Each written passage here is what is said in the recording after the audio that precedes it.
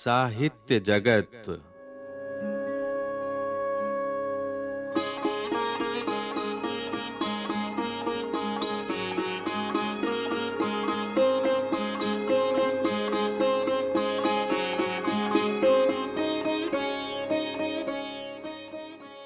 राष्ट्रीय शैक्षिक अनुसंधान और प्रशिक्षण परिषद के केंद्रीय शैक्षिक प्रौद्योगिकी संस्थान द्वारा प्रस्तुत है कक्षा 12 के लिए विश्वनाथ त्रिपाठी द्वारा लिखित ऐच्छिक हिंदी की पाठ्य पुस्तक हिंदी साहित्य का इतिहास सामान्य परिचय में संकलित पाठों पर आधारित श्रृंखला साहित्य जगत।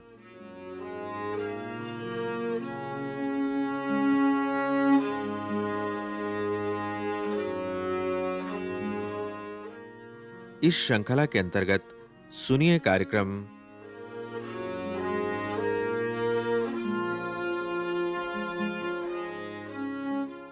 आधुनिक काल के अंतर्गत खड़ी बोली गद्य का विकास।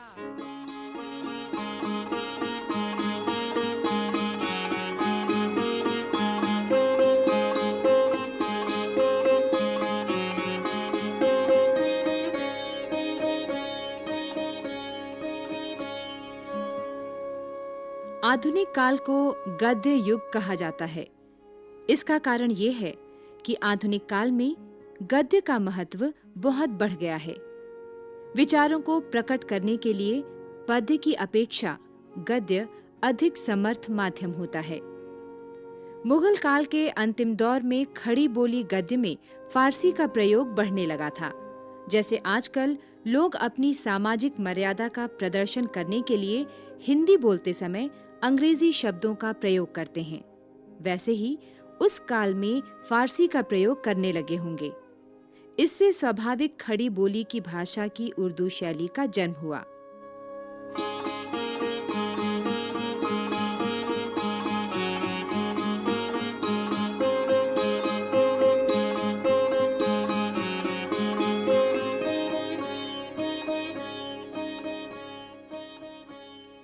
अठारह ईस्वी में फोर्ट विलियम कॉलेज कोलकाता के हिंदी उर्दू अध्यापक जॉन गिलक्राइस्ट ने हिंदी और उर्दू दोनों में गद्य पुस्तकें तैयार कराईं। इसी कॉलेज के लल्लू लाल ने खड़ी बोली गद्य में प्रेम सागर और सदल मिश्र ने नासिकेतोपाख्यान लिखा। इसके 2 वर्ष पूर्व मुंशी सदा सुखलाल ने ज्ञानोपदेश की एक पुस्तक और उर्दू के प्रसिद्ध कवि इंशा अल्लाह खान ने रानी केतकी की कहानी लिखी थी। ये सारा लेखन 1803 ईस्वी के आसपास हुआ। आधुनिक खड़ी बोली के ये महानुभाव प्रारंभिक लेखक हैं। इनका संक्षिप्त परिचय है।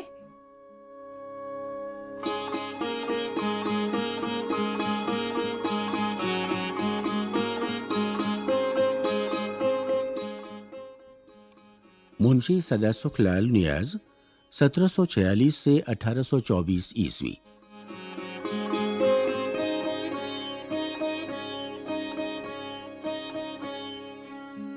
ये दिल्ली के रहने वाले थे और उर्दू फारसी के भी लेखक थे।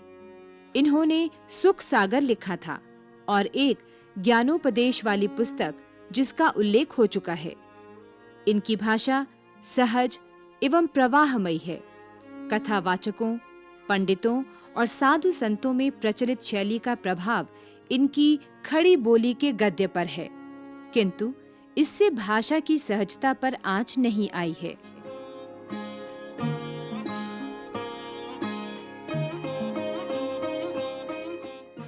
इंशा अल्लाह खान 1756 से 1817 ईस्वी।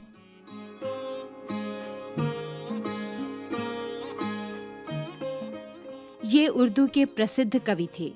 इन्होंने उदय भान चरित या रानी केतकी की कहानी खड़ी बोली गद्य में लिखी। इनकी भाषा काफी अलंकृत, चुटीली और मुहावरेदार है। बात यह है कि उन दिनों कहानी कहने या किस्सा गोई की कला काफी प्रचलित थी। इंशा अल्लाह खां के गद्य पर इस किस्सा गोई की शैली का प्रभाव है। गद्य के बीच-बीच में पद्य जैसी तुकबंदी उन दिनों के उर्दू गद्य लेखन में मिलती है। वो लल्लू लाल के यहाँ भी है और इंशाअल्लाह खां के यहाँ भी।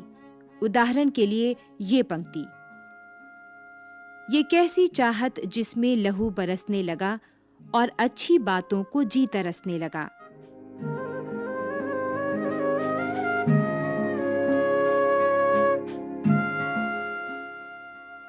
लल्लू लाल जी 1763 से 1825 ईस्वी।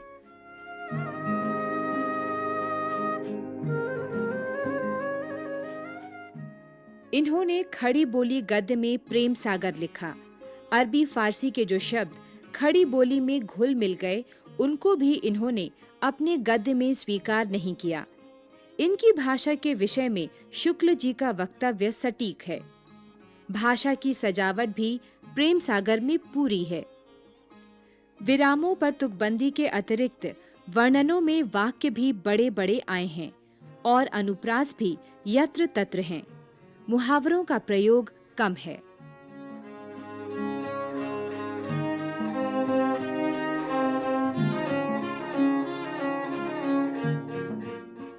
सदल मिश्र, 19वीं शताब्दी का प्रारंभ।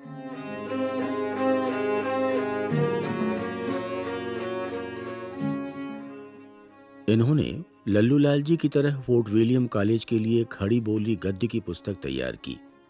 इनकी पुस्तक का नाम है नासिकेतोपाख्यान। इनकी भाषा में पूर्वीपन है।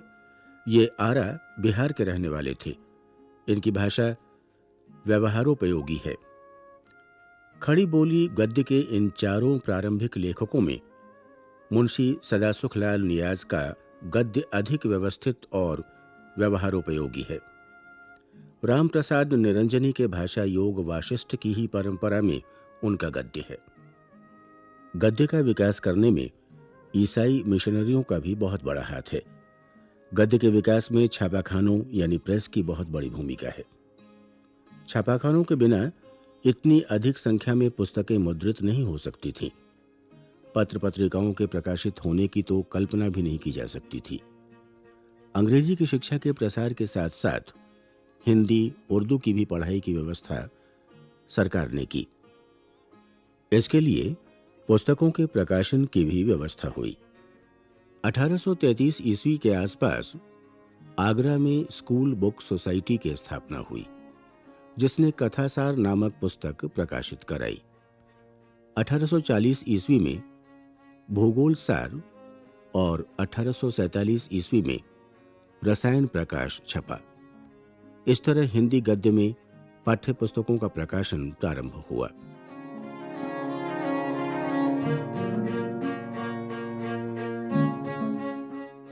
विकास विरोध के बिना नहीं होता। ये बात हिंदी गद्य के विकास पर भी लागू होती है।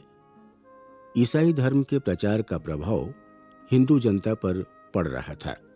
ऐसी स्थिति में हिंदू जनता को उस प्रभाव से बचाने का प्रयास होना अनिवार्य था। इस तरह हिंदी गद्य में धार्मिक खंडन मंडन की प्रवृत्ति प्रारंभ हुई। बंगाल में राजा राम मोहन राय इस कार्य में आगे बढ़े। 1815 ईस्वी में उन्होंने वेदांत सूत्र का हिंदी गद्य में अनुवाद प्रकाशित कराया। 1829 ईस्वी में उन्होंने बंगदूत नामक पत्र भी हिंदी में निकाला।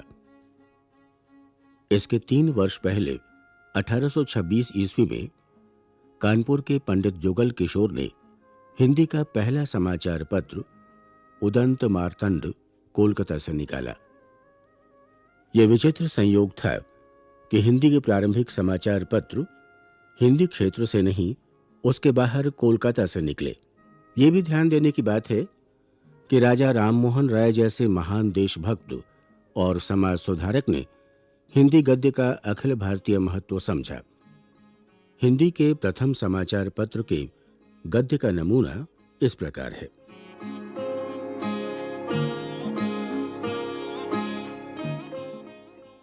यह उदंत मार्तंड अब पहले पहल हिंदुस्तानियों के हित के हेतु, जो आज तक किसी ने नहीं चलाया, पर अंग्रेजी और फारसी और बंगला में जो समाचार का कागज छपता है, उसका सुख उन बोलियों के जानने और पढ़ने वालों को ही होता है।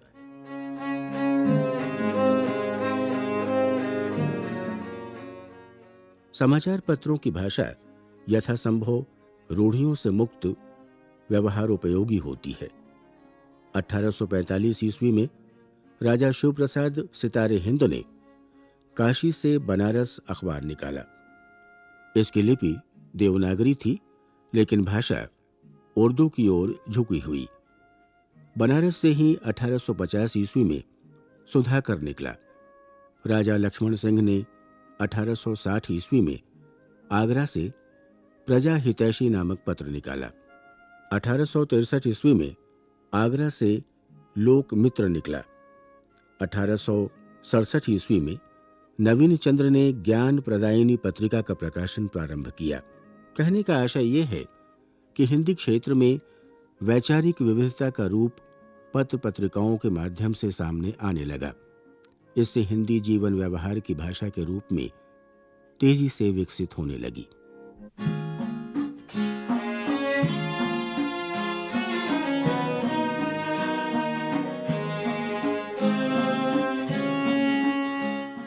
अठारह ईस्वी में तत्कालीन संयुक्त प्रांत यानी उत्तर प्रदेश के सब दफ्तरों की भाषा उर्दू कर दी गई। इसका प्रभाव ये पड़ा कि शिक्षित होने का व्यवहार में अर्थ हो गया उर्दू दां होना। हिंदी केवल धर्म कथा, पुराणों को सुनने सुनाने और स्त्रियों के लिए व्रत त्योहार की भाषा बनकर रह गई। उर्दू के समर्थन में गारसद अतासी और सर सैयद अहमद ने बहुत प्रयास किया। हिंदी के लिए उद्योग करने वालों में फ्रेडरिक पिंकॉट का नाम सदैव स्मरणीय रहेगा। शिक्षा विभाग के अधिकारी राजा शिव प्रसाद सितारे हिंद प्रारंभ में हिंदी के समर्थक थे, किंतु बाद में उर्दू के पक्षधर हो गए। इस युग में राजा लक्ष्मण सिंह ने अभिज्ञान शाकुंतलम और रघुवंश के गद्य अनुवाद के माध्यम से हिंदी का प्रांजल रूप सामने लाकर उसका पक्ष सुदृढ़ किया। पंजाब के श्रद्धाराम फुलौरी ने 1863 ईस्वी के आसपास अपने पांडित्यपूर्ण एवं निर्भीक व्याख्यानों और लेखों से हिंदी को बहुत आगे बढ़ाया। 1867 ईस्वी में इनका भाग्यवती नामक उपन्यास हिंदी के प्रथम उपन्यास के रूप में प्रसिद्ध है।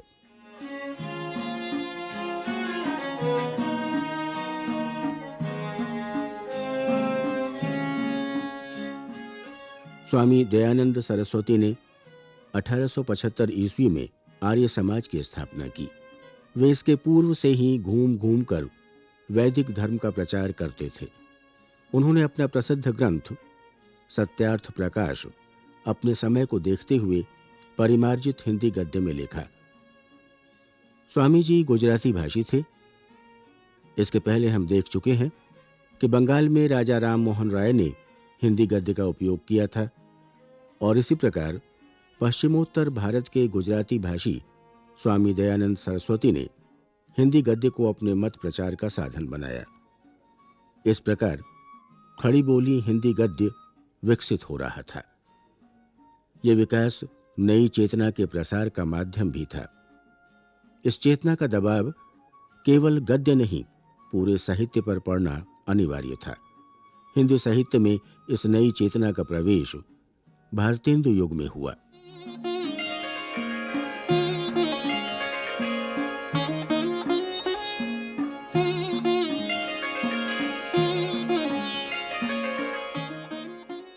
आधुनिक काल के अंतर्गत खड़ी बोली गद्य का विकास।